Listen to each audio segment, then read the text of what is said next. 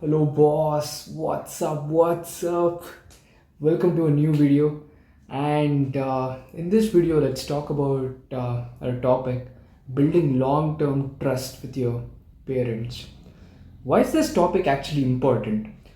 I mean, I'm sure you would have seen this scenario, or probably you would have experienced this wherein you're actually seeing people around you, like grown up adults, say they're like 21, 22 years old, and even for minute things, they're taking permission of their parents, right? Say, probably they want to go out somewhere. They actually call their parents and they're like, Mom, can I please go to this place, or can I please go to this hotel, restaurant, or whatever? And come on, man, you're like 21, 22, and if probably if their parents tell no, they'll cancel their plans, telling them, dude, my mother actually denied me to go with you guys today or whatever. I mean, do you think that after a certain age, you should be given that complete liberty, or you should have that complete freedom to decide what you want to do or what action you want to take, right? But you would have seen people around you, I mean, most of them around you, passing through this exact same scenario wherein they have to seek permission for every minute things from their parents. So I was actually wondering what was the root cause behind this. So what can be the root cause behind this?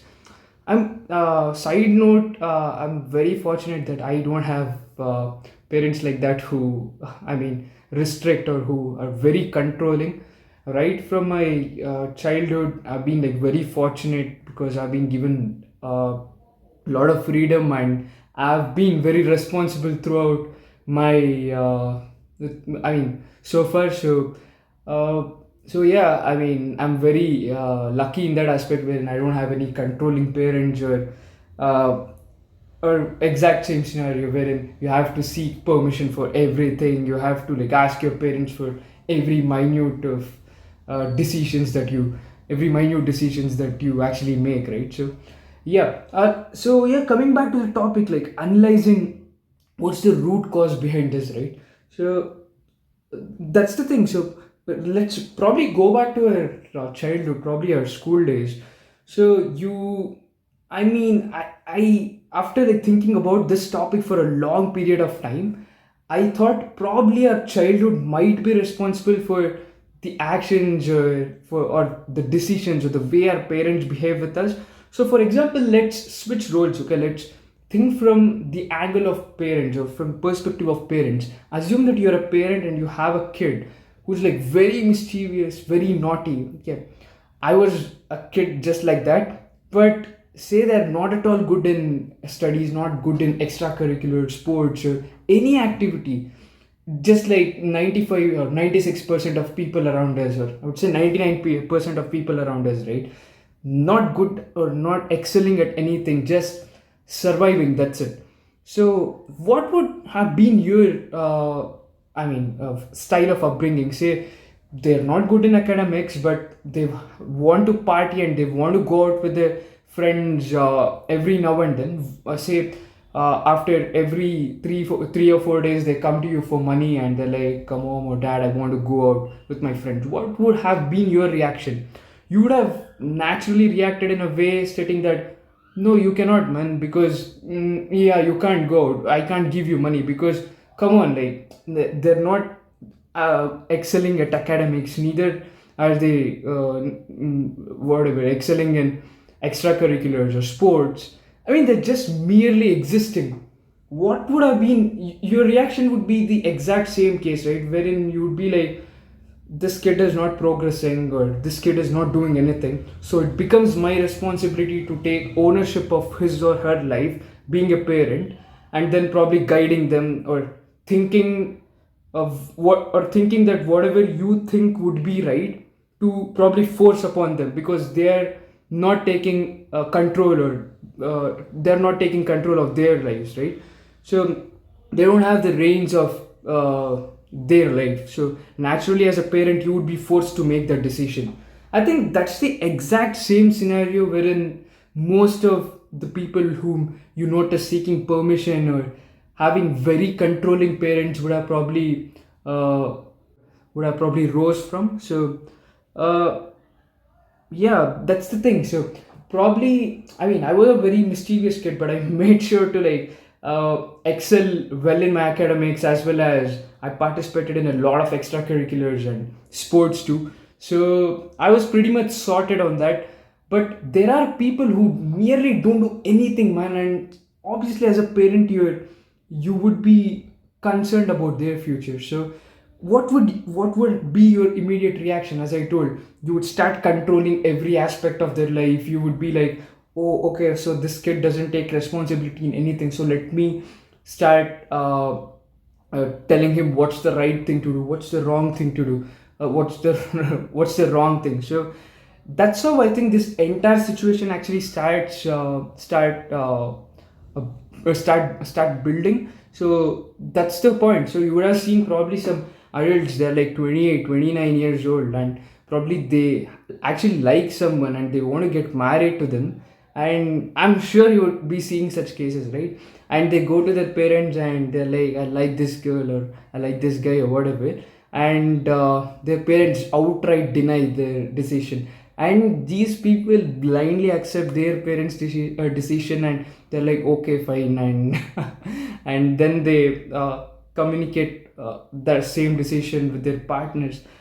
I mean, I honestly don't know what to tell. You're like 28, 29, but you're still dependent on your parents for every minute decision. Then you have to realize that there is a problem and you have to correct it, right?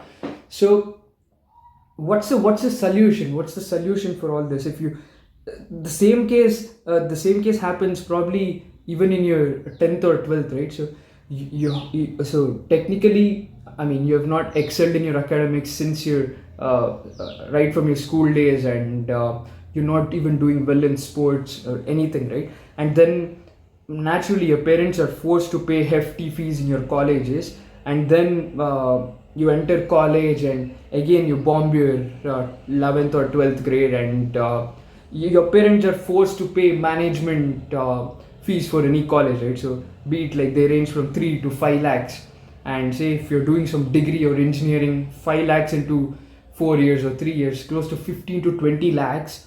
So naturally you feel that burden that, oh, I've screwed up many times, and thankfully my parents have had my back. And yeah, I mean, you start getting that pressure that, oh, I need to start listening to them for everything right now because they've had my back or whatever.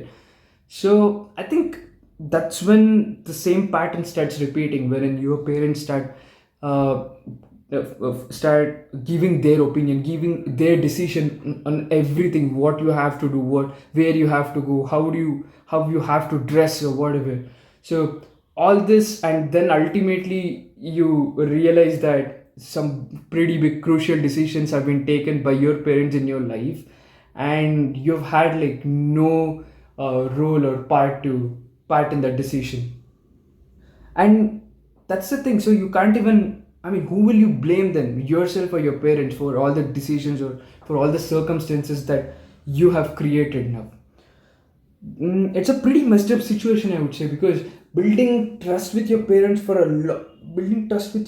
requires two primary things. After I analyze this entire situation, first is accountability, and second is responsibility, and either of them are not mutually exclusive, because accountability of your decisions or accountability of your actions makes you a responsible person. So you're accountable in your studies, right? You're accountable in your studies, so naturally you become responsible towards your career, and you're accountable in your probably like social skills, communications, all these extracurriculars. So naturally you become responsible in that aspect also, and you shape yourself as a complete whole rounded human being. So yeah, I think these two factors, accountability and responsibility, should be imbibed by you from a very, very early age.